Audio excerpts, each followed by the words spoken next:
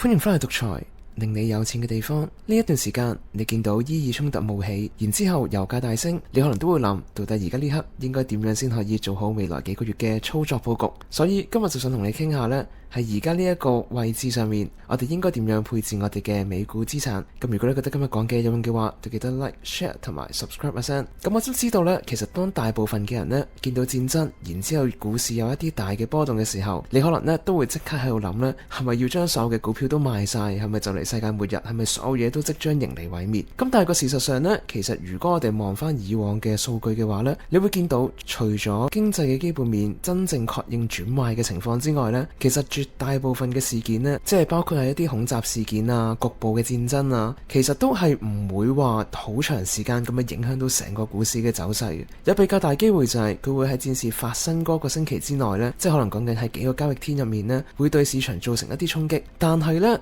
當嗰個事件呢丟淡咗，經歷咗可能一兩個星期之後呢，其實慢慢呢就會恢復翻去呢，真正反映翻經濟基本面嘅水準上面。咁所以呢，其實我哋見到呢啲戰爭或者衝突發生呢，我哋其實並唔需要呢話即刻好恐慌，然之後買晒啲股票嘅。咁相反，我哋係應該繼續留意呢，如果戰事變得更加嚴重，局勢變得更加惡化嘅話呢，咁我哋就應該呢要善用呢成個市場回調嘅機會呢，去佈局一啲呢當下嗰刻估值已經非常之合理嘅一啲傳統股。咁你都記住，其實都仲係傳統股，就唔係話科技股住。咁個原因就係因為其實大部分嗰啲科技股呢，就算要經歷回調都好呢，其實佢個價錢都仲係好貴嘅，所以你都冇必要話要喺好貴嘅時候入場。咁但係反之，如果你見到本身一啲傳統股個價位已經唔高，然之後仲要因為一啲短期嘅戰事衝突呢而再跌一大截嘅話呢，咁佢就有機會呢會進入一個非常之理想嘅打擊範圍。所以呢，如果你見到未來戰事進一步加劇，然之後有啲傳統股大跌嘅話呢，咁你就可以根據佢個估值合唔合理呢去決定係咪要加倉嘅。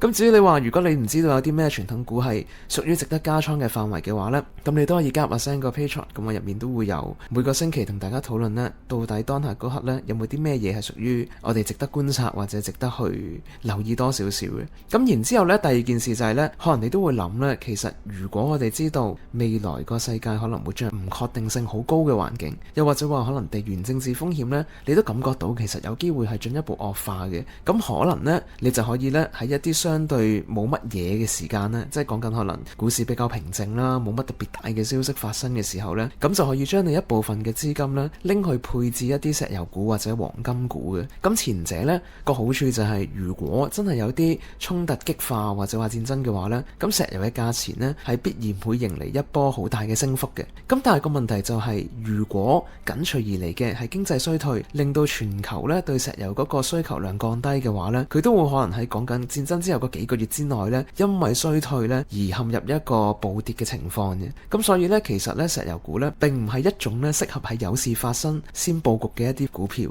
而係講緊呢，你應該係呢成個世界好和平，成個股市好和平嘅時候呢，就事先呢去佈局一啲可能比較好嘅優質嘅一啲石油公司。咁而後者呢，其實黃金呢個道理都係相同嘅。其實當你知道成個世界呢即將進入一個唔好嘅位置，你先去買黃金嘅話呢，其實好大機會你買入個價位呢並唔會話已經非常之平嘅，好大機會可能已經比原先你應該入場嘅位置升咗可能2成甚至乎更多。咁所以其實黃金同樣道理都係應該呢要喺股市最興盛、投機嘅資產最興盛嘅時候呢去買入嘅，因為個原因就係你嗰啲位置上面呢最有機會可以買到一啲最低價嘅籌碼。咁但係當然啦，你話如果當下呢刻你又冇石油股，你又冇黃金嘅資產嘅話呢，咁你可以點做呢？咁可能一個比較理想嘅做法呢，就係優先去佈局一啲黃金相關嘅一啲現貨 ETF。咁個原因就係因為呢石油呢比較大機會呢會受到未來嘅一啲短期消息面衝擊，或者話未來短期嘅一啲經濟衰退嘅影響呢而造成暴跌。咁但係黃金呢，無論係局勢向邊個方向發展都好呢，第一佢嗰個波動嘅幅度一定會細過石油嘅。第二就係呢，當我哋知道未來不確定性高，通脹可能反彈，而且有機會減息嘅話呢，咁黃金呢都有一個比較大嘅機會可以進一步向上挑戰3800蚊樓上嘅位置。所以如果當日呢刻你有冇石油又冇黃金相關倉位嘅話呢，咁比較理想嘅呢就係善用黃金呢，每一次調整嘅時候咁就分批咁加倉一啲黃金現貨 ETF， 咁嘅話呢就可以令到你成個倉位嘅保險減低。咁最後一樣嘢就係呢，如果呢你真係乜都唔想買，唔想要股票，唔想要黃金嘅話呢，咁最低限度你都要把握好呢最後呢幾個月呢增持你手頭上面嘅現金，同埋增持你手頭上面嘅短債。咁個原因就係因為呢，其實我哋都會見得到有好大嘅機會，就可能未來呢幾個月呢，即係隨住可能通脹嘅數據見到冇反彈啦，然之後消費者嘅信心有少少恢復啦嘅情況之下呢，咁可能美聯準呢都有機會會喺未來呢幾個月之內呢，最快可能講緊真係下個月就有機會已經減息嘅話呢。咁所以我哋就可以期望呢，其實有比較大機會呢，就會喺未來呢幾個月呢，就進入最後一波上漲嘅行情。咁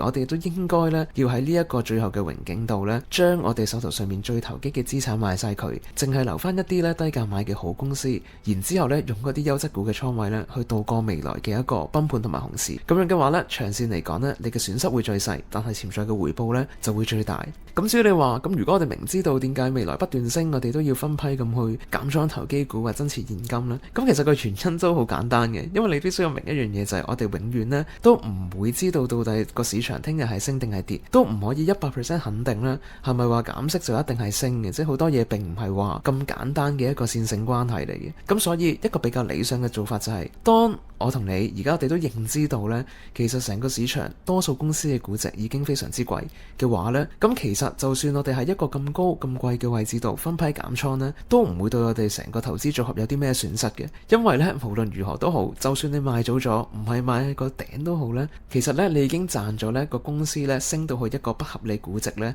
帶俾你嘅一個利潤啦。咁所以呢，只係一個賺多賺少嘅問題，並唔會呢話令到你最後輸錢嘅。咁但係反之，如果你話你真係要留到最尾，要坐到最後嗰秒鐘嘅話呢，你就有機會因為突然之間嘅暴跌呢反應唔切，最後呢就由賺錢變輸錢。咁而呢一個亦都係點解呢？我哋應該要善用呢市場高估值，而且仲有樂觀情緒嘅最後幾個月呢，去將自己手頭上面嘅現金短債倉位都拉高。咁以上幾樣嘢呢，就係有關近期呢我哋可以做嘅一啲佈局同埋一啲比較重要嘅思考。咁希望可以幫到你度過未來嘅波動，同埋賺更多嘅錢。我哋下次再獨裁同你講下錢嘅問題。